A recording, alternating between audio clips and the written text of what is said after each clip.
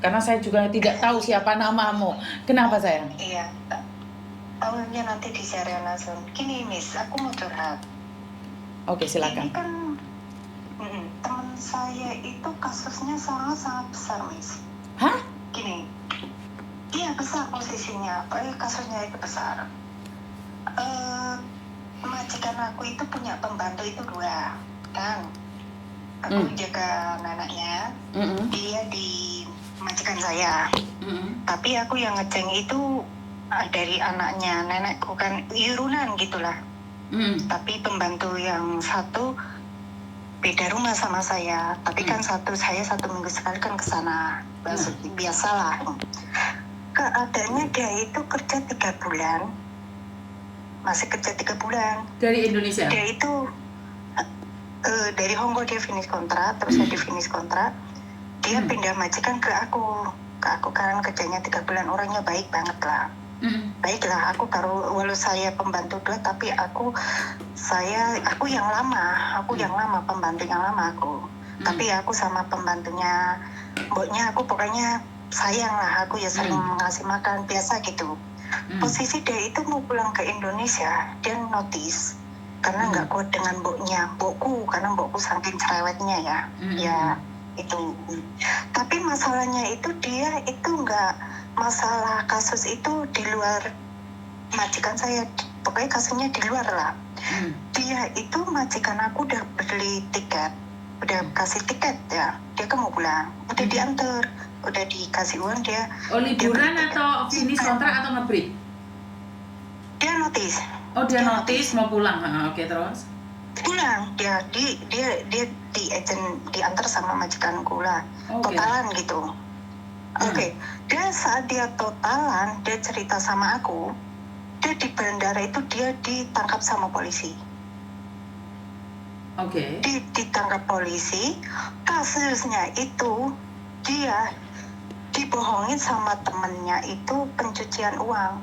Dia saat dia di pencucian uang ditangkap itu pas di imigrasi itu kan ketahuan kan? Betul. Ketahuan dia mau pulang Indonesia kan di imigrasi pasti kalau ada masa di imigrasi kan? Betul. Akhirnya dia ditangkap polisi. Terus habis dia ditangkap polisi, sedangkan kopernya dia udah masuk bagasi, tapi dia posisi di Hongkong langsung ditangkap polisi. Dia katanya sebelum dia nggak tahu punya kasus pencucian, dia sebelum masuk majikan aku di majikan dulunya itu dia dibohong sama temennya itu teman satu kampung katanya, dia cerita sama saya, satu kampung itu dia minta tolong sama itu teman saya itu satu kampung, aku mau minta nomor rekeningmu dong, tolong, aku mau beli mebel. Dia karena dia itu kan dia gimana ya, dia karena simpati sama teman satu kampung, dia kasihkan nomor rekeningnya gitu. Terus habis dia di nomor rekeningnya itu dia saya pokoknya ceritanya dia itu, dia tadi kemarin dia telepon aku nangis, dia di bank dia ikut, dia narik uang bank itu kan dibohongin, ada orang 2 tapi di luar, dia narik uang, dia proses nama KTP-nya dia kan, dia harus mengaktifkan bank kan. Taunya temennya itu bohong, tolong dah aku mau kayak orang Jawa bilang, aku beli mebel, aku belinya pakai dolar, aku kirimnya lewat rekening kamu lah gitu ke temen aku, kan rekening temenku. Nah temen aku kan nggak tahu, dia nolong. Terus? Nanti ada orang yang ngambil 2 orang itu, dia ikut 2 orang itu ngantar dia ke bank, tapi dia disuruh masuk, dia ambil aja uangnya di bank itu, terus uang itu dia ambil, dia kasihkan 2 orang itu, dia pergi. Dia udah lama, pas dia kasusnya itu pas itu kemarin dia imigrasi, dia mau pulang, akhirnya dia nggak bisa pulang ke Indonesia. Oke, dia ambil uangnya berapa? Ambil uangnya berapa? Aku dengar itu 3.000, 4.000 gitu. Oke, kalau 3.000, 4.000 sebenarnya nggak banyak sih. Itu masih belum bisa dikatakan money laundering.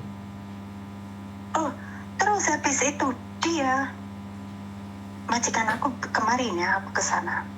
Akhirnya polisi itu telepon sama majikanku, ini kamu benar majikan ini, iya emang ada apa gak mamanya, gini pokoknya. Majikan aku bilang, Lisa, dia bilang sama aku, kamu tahu nggak itu sih ini dia nggak bisa pulang Indonesia punya kasus. Aku padahal udah tahu tapi aku diem. Oh iya, aku bohongnya sama aja masa. Iya gini majikan. Berarti aku belum cerita sama majikanku. Majikan udah tahu. Aku bilang kok kamu tahu? Aku bilang sama majikan, ya dari kantor polisi telepon aku gitu. Iya kan aku nggak mau ribet ya. Aku nggak mau jalan-jalan. Yang aku bilangnya itu gini itu dia sekarang di agent, dia katanya tahanan luar. Itu dia larinya kemana? Suatu saat dia nggak bisa pulang ke Indonesia, gimana? Larinya harus gimana? Aku minta sama di sini ini, kalau itu gimana caranya kasusnya itu uang laundry gimana, Miss? Jalan keluarnya itu minta pertolongan ke siapa? Nah, ini terjadi dulu sama anak saya. Kejadian ini 3 tahun yang lalu. Ini anak saya sudah ingatkan, ATM-nya itu dipinjam temannya.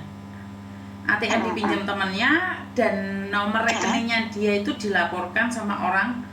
Akhirnya itu anak belum dikejar polisi, cuman dia curhat saja sama saya. Saya ngomong sama dia, kalau ATM dipakai orang, cepat laporan sama polisi. Tapi dia nggak mau, dia bilang nggak ada masalah. Kamu mau pulang Indonesia jika kamu pingin prosesmu baik. Jika ATM-mu sudah pernah dipegang orang, dengarkan saya ngomong, laporkan sama bank. Tapi dia bilang apa? Miss Yuni, saya pulang Indonesia, saya nggak kembali lagi ke Hong Kong. So what? Itu yang dia katakan sama saya. Dan tahu nggak apa yang terjadi? Dia pulang di bendara dikecek.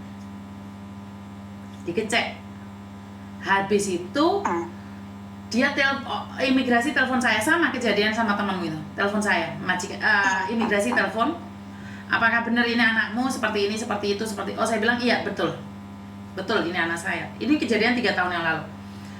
Habis itu dia dipenjara, kalau nggak salah dia dibawa di beberapa kantor polisi, terus akhirnya dia dipenjara 1 bulan. Dan dia kasusnya belum selesai, jadi akhirnya dia jadi tahanan luar. Mbak, handphonemu Mbak, jangan sambil jalan Mbak.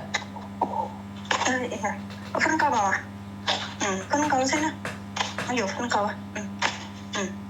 Sebentar. Terus?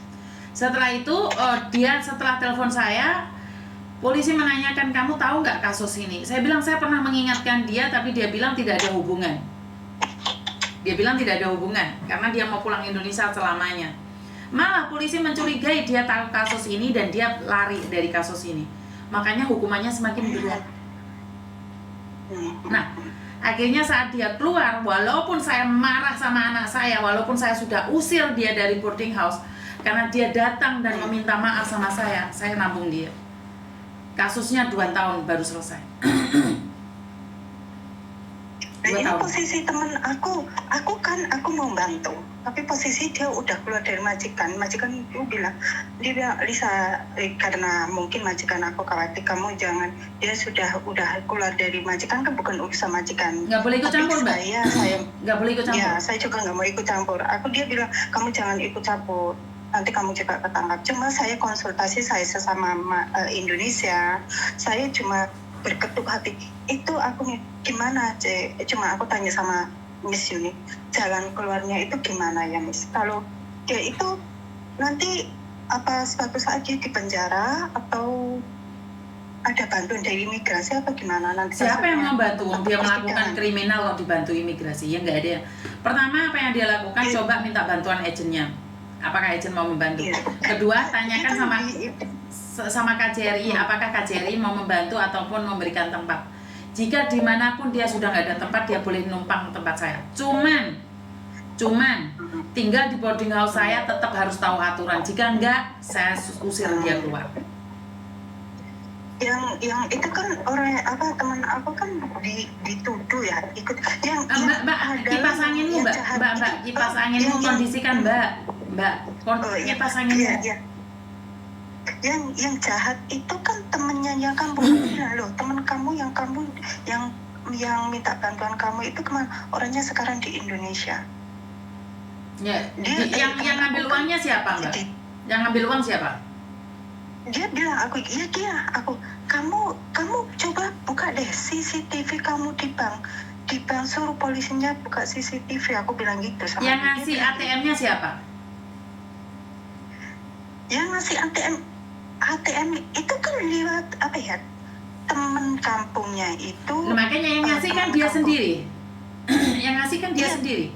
Nama dia sendiri, dia bodohnya gini, dia bilang aku gini loh Mbak, aku bodohnya kok aku ikut sama dia daftar ke banknya ATM-nya saya, makanya saya dituduh, padahal aku nggak makan uang. Dia tidak dituduh Mbak, sebentar, dengarkan saya ngomong. Dia tidak dituduh, tapi dia melakukannya. Gak ada yang nuduh dia. Dia enggak, dia bilang sama aku dia sama sekali tidak melakukannya karena cuma dia pongsau temennya yang di Mbak, Hongkong itu tidak boleh pongsau. Mkuan lesi.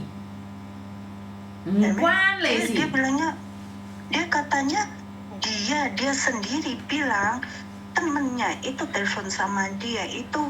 Tapi yang ngambil uangnya dia sendiri. Di Hongkong itu tidak ada yang namanya pongsau. Di Hongkong tidak ada yang namanya pongsau. Membantu tidak ada. Untuk sebuah kriminal tidak boleh. Hah? Dia bilang aku itu Lisa, dia bilangnya temen aku minta bantuan aku, so apa, dia kan gini judulnya itu, dia pokoknya dituduh Miss, Mbak, bukan dituduh, tapi dia memberikan fasilitas. Dengarkan saya ngomong, dia memberikan fasilitas ke orang untuk ngambil uang melalui dia, yang punya fasilitas dia. Tapi dia nggak makan. Makan atau tidak makan yang ngambil siapa? Yang memberikan fasilitas siapa? Hongkong tidak peduli Mbak, namanya siapa? Paham nggak maksud saya? Gak ada. Mau yan wa pongsau, pingko kiule pongsau, mkuan lesi. Paham? Gitu, paham. Siapa yang bisa bantu? Inilah orang-orang Indonesia selalu mengatakan membantu. Sama di bandara. Di bandara dititipin barang, Mbak aku titip barang ini dong. Kamu bisa menolak. Kamu bisa katakan tidak. Tapi kamu tidak menolak, berarti kamu memberikan fasilitas. Saat ditangkap polisi, ini barang punyanya siapa?